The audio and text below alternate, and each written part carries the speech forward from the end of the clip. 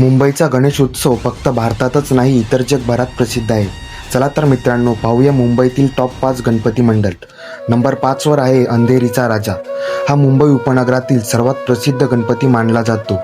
येथे दरवर्षी लाखो भाविक आणि बॉलिवूड सेलिब्रिटी गणपती बाप्पाच्या दर्शनाला येतात. नंबर 4 वर आहे JSB सेवा मंडळ किंग सर्कल.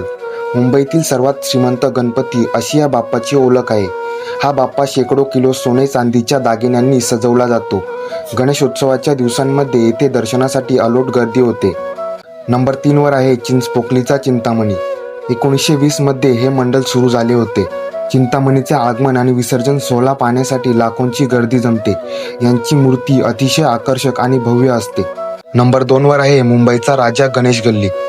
लालबाग परिसरातील सर्वात जुन्या मंडळांपैकी एक असे हे मंडळ आहे.